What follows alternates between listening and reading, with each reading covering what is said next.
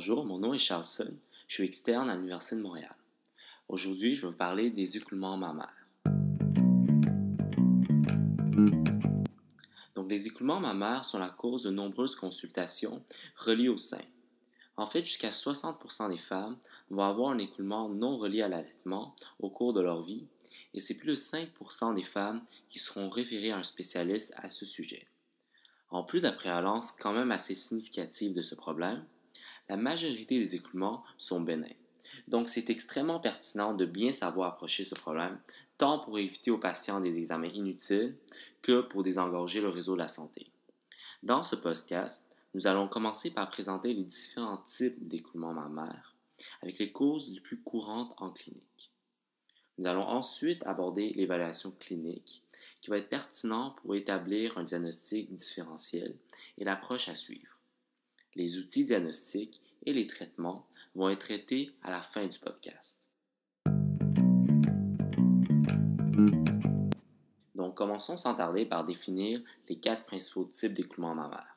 Le premier et le plus évident est la lactation, qui est défini comme étant un écoulement de lait ou de colostrum durant la grossesse et en période postpartum jusqu'à 6 mois après l'accouchement ou 6 mois après l'arrêt de l'allaitement. Donc, durant cette période, la présence de sang dans les écoulements n'est pas vraiment inquiétante, puisque c'est le résultat d'une hypervascularisation normale des tissus mammaires. Le deuxième type d'écoulement est la galactorrhée, qui va se définir comme étant un écoulement de nature laiteuse et non relié à l'allaitement. C'est le résultat d'un état d'hyperprolactinémie dont les causes peuvent être médicamenteuses, dont les plus communs sont les antipsychotiques, certains hypertenseurs comme le verapamil, ou encore certains opiacés dont la morphine et la codéine. Ça peut être neurogénique, par exemple une stimulation manuelle au niveau des seins, ou encore toute autre atteinte de l'axe hypothalamo-hypophysaire. Il faut se souvenir que la cause la plus commune d'hyperprolactinémie est une tumeur hypophysaire, qui est le prolactinome. Ce type d'écoulement est habituellement de nature blanche ou claire, mais c'est toujours possible qu'il soit variable dans sa présentation. Le troisième type d'écoulement est l'écoulement qui est d'étiologie néoplasique, et c'est ce qui nous inquiète le plus. Contrairement aux deux autres, il est souvent de nature persistante et unilatérale. La cause la plus fréquente est le papillome intracanalaire, qui est une néoplasie bénin avec un très faible risque de malignité. Par contre, il faut tout de même se souvenir que 10% des écoulements de cause néoplasique sont causés par le cancer du sein in situ. Alors un suivi adéquat est quand même absolument nécessaire. Le quatrième type, et le dernier type, qui est d'étiologie fibrocitaire, est très fréquent en clinique. Ce sont des changements non néoplasiques au niveau des seins, souvent vers l'âge de 40 à 50 ans, et on peut retenir notamment l'ectasie des canaux galactophores, qui est un épaississement des canaux amenant souvent une congestion locale et une accumulation de liquide. L'écoulement dans ce cas-là peut être de nature variable, mais souvent ça va être très collant et très épais. Maintenant, on peut passer à l'approche clinique. Une anamnèse détaillée est évidemment extrêmement importante. Il faut surtout noter l'apparence de l'écoulement, s'il est spontané ou provoqué, et s'il est unilatéral ou bilatéral. De manière générale, les cancers vont être davantage spontanés, unilatérales et avec présence de sang. Des changements de nature endocrine, comme par exemple une aménorrhée, vont nous faire penser plutôt à une galactorrhée. Pour ce qui est de l'examen physique, un examen complet des seins est absolument nécessaire. En plus d'une inspection détaillée, nous allons aller rechercher des masses dans les 4 cadrans, ainsi que des adénopathies axillaires et supraclaviculaires. Dans la mesure du possible, il serait idéal de reproduire l'écoulement. Par ailleurs, si on note que l'écoulement provient d'un seul canal, ça nous oriente davantage vers une néoplasie. Pour compléter l'examen physique, ça peut devenir intéressant de tester les champs visuels, évidemment dans l'optique de la galactorrhée provoquée par le prolactinome. Au niveau des investigations paracliniques, nous allons diviser ça en 2 catégories. Donc d'abord, on a les tests de laboratoire et ensuite les tests d'imagerie. Les tests de laboratoire sont seulement indiqués si nous suspectons une galactorrhée.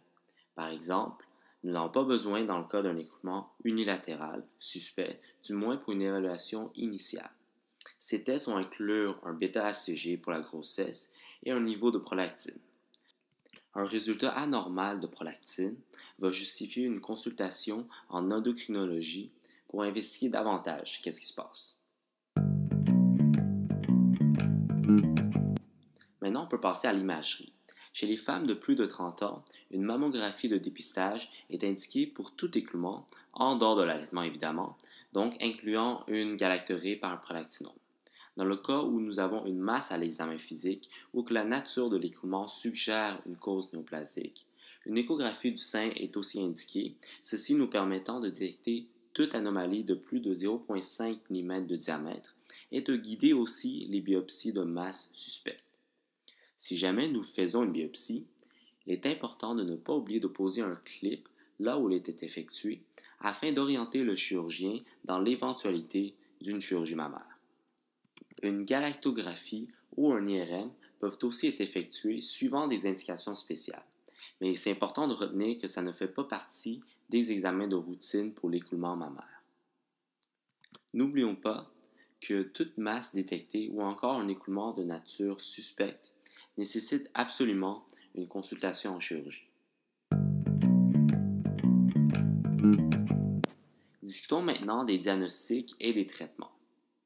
Dans le cas d'une galactorée par un état d'hyperprolactinémie, le traitement va être de corriger le niveau anormal de prolactine en traitant la cause sous-adjacente. Si jamais nous faisons face à un carcinome in situ ou un cancer invasif, une évaluation oncologique complète va être nécessaire. Les cancers du sein et leur traitement forment un sujet complexe qui ne va pas être abordé davantage dans ce podcast par souci de manque de temps. Par contre, je vous invite à aller lire davantage pour approfondir vos connaissances dans ce domaine. Dans le cas d'un écoulement néoplasique bénin, souvenons-nous que le papillome intracannulaire est le diagnostic le plus probable. Donc le traitement est toujours une excision de la tumeur responsable. Au point de vue chirurgical, une incision périaréolaire, donc en suivant les contours de l'aréole, va permettre l'accès au conduit lactifère. Au préalable, c'est préférable de faire déposer un harpon en radiologie. Un harpon consiste en un mince fil métallique qui ressemble un peu à un hameçon et qui est placé sous anesthésie générale locale pour aider à la localisation de la tumeur lors de la chirurgie. Si un seul canal est atteint, une résection limitée à celui-ci est préférable puisque le sein a une chance de garder justement sa fonction de lactation. Finalement, c'est important de discuter avec la patiente des différents risques reliés à la chirurgie, notamment la perte probable de la capacité d'allaiter, même si une résection unicanalaire est effectuée. Pour ce qui est des écoulements d'origine fibrocytaire, donc notamment par ectasie des canaux galactophores, ils se résorbent souvent d'eux-mêmes et n'ont pas besoin de traitement spécifique. C'est important de rassurer la patiente et de lui suggérer de ne pas se stimuler les seins pour reproduire l'écoulement. Donc, ceci conclut notre survol de la prise en charge d'un écoulement mammaire chez une femme. En révision, les causes les plus importantes d'écoulement sont la lactation, le prolactinome, le papillome intracannulaire, l'ectasie des canaux galactophores et le cancer du sein. De manière générale, un écoulement spontané unilatéral avec présence de sang nous oriente vers une cause néoplasique.